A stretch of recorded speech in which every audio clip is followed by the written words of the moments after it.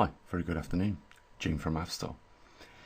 In order for me to explain something to you guys, because I know in general you come here for the magnetic North Pole migration position and other related information regarding that, but I ask the question, more so now that I understand a little bit better human condition, why are people so interested in the magnetic poles reversing on the planet for the first time in 780,000 years, as opposed to what is going on right now and here? The only way I can give you an idea, and we're not going to go deep into this topic, we're just going to dance on the surface of it, is to give you a theoretical red or blue pill. You take the blue pill, you just move on to the next YouTube channel, or you take the red pill, you stick around, and I'm going to drop you straight in the deep end to get you on the floor running straight away. So there's your choice. You either move on to your next YouTube video or you stick around. I'll give you a couple of seconds to make that choice. Okay, I said I was going to drop you in the deep end, and I really am. So are you confident about everything that's going on in your world, your life? You know, you've got your platonic family, maybe you're married, you've got a couple of kids, you know, you're doing 2 jobs yourself, your wife's doing one, or your partner, and you know, you're doing the right thing as far as you know and what you've been taught. But what if not everything you see around you is completely accurate? And that just depends on you. Are you a stickler for things being just right, perfect?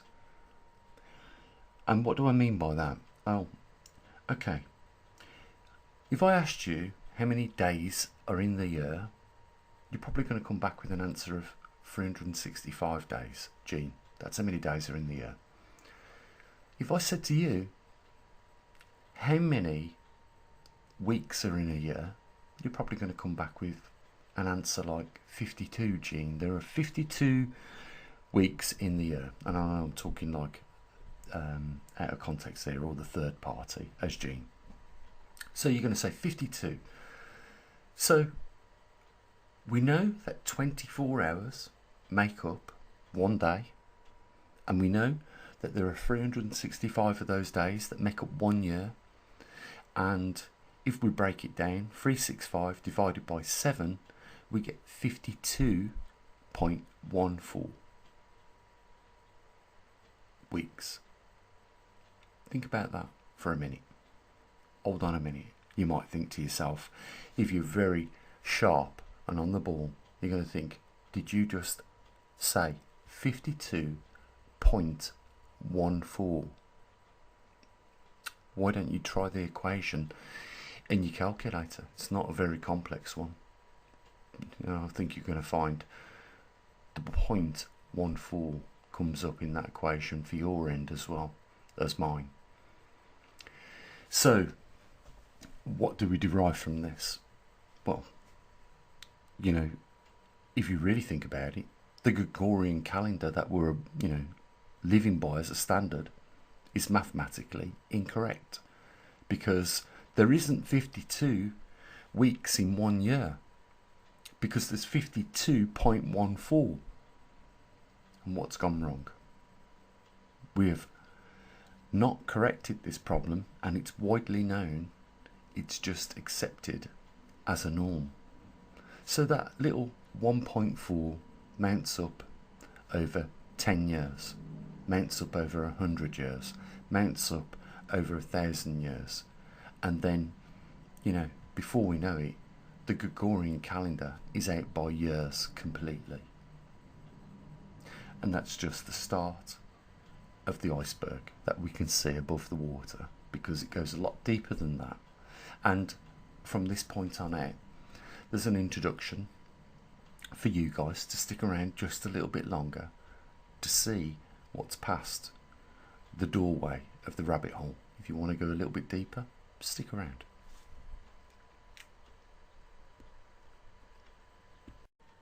So the clip, or the little picture I showed you earlier, was an experiment that was conducted. It's to do with quantum physics and the double slit experiment. If you do a little research on YouTube, you're going to come across a good few videos that explains all about that. But pretty much simply, all we need to denote from that experiment is that when an electron is under supervision and being measured, it behaves differently. And for that purpose, it's obviously got to know that it's being watched, so it must be conscious to some level. Now, 13.8 billion years ago was estimated to be the time of the Big Bang, the beginning of the universe. So just as that Big Bang happened, hydrogen was created, then helium, then lithium, beryllium, boron, carbon, nitrogen, oxygen, fluorine, neon, sodium, magnesium, aluminium, silicon, phosphorus, sulfur, chlorine, argon, and we just go through the periodic table. All you need to know is that on every one of the periodic table of elements, every element has these conscious little electrons attached to them. So we start off with hydrogen. It has 1 electron, helium has 2, lithium has 3, beryllium has 4, and it goes on like that. And of course they live in subshells. I'm not going to go too in depth into the chemistry and makeup of these subatomic particles, but you can imagine, you know, when you get to things like plutonium 244, there is a lot of electrons there. In cases like an onion, of a certain amount of electrons in the first subshell, second subshell, another amount of electrons, and so on and so forth. But the point is, we need to remain on the line that all these things are conscious. They have been proven in physics to be conscious, that when observed they behave differently, when they're not observed they're behaving differently again. So only when under observation they behave different. Think about that, and think about more so what we're made of. We're made up of atoms, so within us must consist of lots and lots, maybe billions and billions of these little crazy electrons that have conscious to know that when they're being watched they have to behave in a certain way, and when they're not being watched they behave completely different.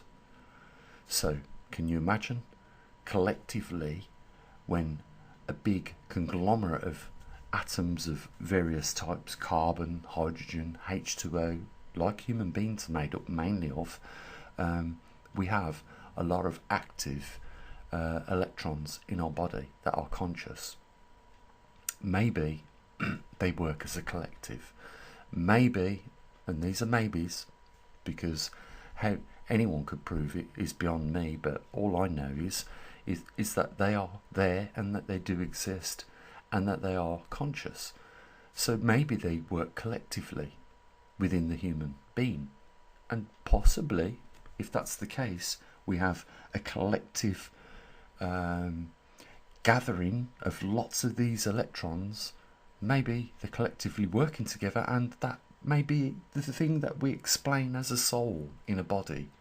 Yeah, all these things make up the body. All of them are participating together.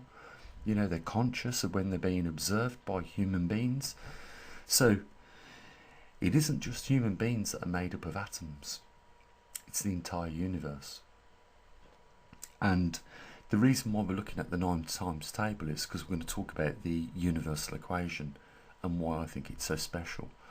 And I think that there has been many attempts throughout thousands of years of human beings to bring us to a certain awareness of ourselves. So, you know, going back to the original question, you know, why are you so interested in the magnetic poles of this earth when, you know, it seems like you've jumped an enormous leap forward and gone straight to the magnetic pole when you should have gone back to the beginning and just understood some fundamentals about yourself, your consciousness, how the consciousness is possibly created and how it functions within the universe. Now, I said to you that these electrons attached to every atom in your body might be consciously connected and working together. And, you know, when we come into contact with other people, do you ever get a vibe of that person's personality? Do you get like an uneasiness about it? Maybe the collective consciousness of that person and all those electrons that make up that conscious, if that's the case, gives off that vibe. And because we are connected to not just all the atoms within our body, but also the atoms that are surrounding us, and we can pick up on those vibes through all those other electrons in the air between me and, say, another person. Maybe that's how we're picking up on those vibes, and we're learning about, you know, the presence of that person just being in our vicinity without even speaking a word of English language or any other language. We are very present of that. Where am I going with this? I think the universe is consciously trying to make us aware in general about, you know, the very basics of its purpose, its plan possibly, I don't know, but it's definitely trying to bring our attention to something that we cannot ignore once we arrive at it. And you've been looking at now for the last 10 minutes the 9 times table. Just have a look at the general numbers of the answers. So 1 times 9, the answer is 9. 2 times 9 is 18, and then we go all the way down. But look at the first digit, or the first significant number after the answer. So from the top we got 1, 2, 3, 4, 5, 6, 7, 8, 9, and then 9 again, and then 1. So it starts off, you know, where it began, and if we continued going on with the 9 times table, we're going to pick up on a very, very obvious pattern. I've never known this with any other times table that we have. I'm going to talk a little bit more about this. But then if we go to the second digit and the second significant number of the answer, and we go back up the table, we got 0, 1, 2, 3, 4, 5, 6, 7, 8, 9. Again, we got the numbers going down in order, we got the numbers going up. But also I've drew a line under 5 times 9. Have a look at the numbers there. 5 times 9 is 45, and then 6 times 9 is 54. Have you noticed? It's like we're looking in the mirror at the numbers from there on out. Let's go to 7 times 9, it's 63. And then if we go to 4 times 9, it's the mirror image of that 7 times 9. 4 times 9 is 36, it's just 63 reversed. And then likewise for 3 times 9 and 8 times 9, and same for 9 times 9, 81, 2 times 9 is 18. So, you know, there is something here that we shouldn't just run away from, understanding that we've picked up on, you know, not just the the 12 times table, that one of them is behaving completely different to all the other all the other times tables. This one is drawing our attention for more than one reason. The answers are numerical. 1, 2, 3, 4, 5, 6, 7, 8, 9. We go back up the times table. We got 0, 1, 2, 3, 4, 5, 6, 7, 8, 9. Again, you know, works both ways, either way. And then when we split them in half, you know, we get mirror images. Now, I want you to go and stand in front of a mirror at some point today and raise your left hand and look in the mirror and have a look at the image that's being reflected back at you. Is it correct? Is the person, if it wasn't you and you was looking at a person, is that person holding up their left hand or their right hand? Just have a look. You'll see where I'm coming from. Right? A good way to do this is to touch the mirror with your left hand. Right? If you don't get it straight away, just touch the mirror with your left hand and look at the reflection. and ask yourself, is that the right hand that they're holding up to touch the left hand? And if that don't convince you and you need a little bit more of an experiment, another experiment to try, ask someone to hold up their right hand and you hold up your left hand and just touch the middle finger with the other person's middle finger. And what you're going to find is that the mirror image is showing you an inaccurate error, because you know you're holding up the left hand, but the reflection is holding up the right hand. And it's, again, another, I think, obvious sign that the things in our world aren't easily explained. I'm going to give you just one more analogy before we move on, but we'll come back to these numbers and we're going to explain why they're important. Right, so let's say we was out in a low orbit of space over the true North Pole, not the magnetic North Pole, because the magnetic North Pole's the south. I don't want to confuse you, but we're in space looking down at the North Pole, and we can see, let's say, it's moving in a counterclockwise rotation. Now we go to the South Pole and we look down on the South Pole, and it's moving in the opposite direction. Yet we know the planet isn't in two halves, and that the one half moves in one direction, the other moves in the other. We know that the planet is moving in one direction. It's just relative to what we see. And that's the same as the mirror image. But here we have it explained using the 9 times table, what's going on. And I think if you just think about those things I've just said, you know, you're going to start to realise at this point in this video that there's something more to life that we completely miss. And Albert Einstein was a champion at quantum physics and relativity. And, you know, we can go back to Nikola Tesla, another guy that talks about specific numbers, and one of those numbers is 9. He says if you can understand the mystery behind these numbers 3, 6, 9, you'll understand, or you'll have, I think his quote is, the keys to the universe. So I just wanted to take this one little further step forward, and I'm going to show you something else here, if I can find it. So we're looking at the universal equation. I won't go into detail how I come about this equation, but looking at the 9 times table, we know that our attention's been drawn to something. It's very unusual. It's not like any other 9 times table that we've got. But then we've got this universal equation. So we knew we was onto something with the 9 times table. Now we've been granted the opportunity to have a look at this. And we, you know, this still to this day blows my mind away.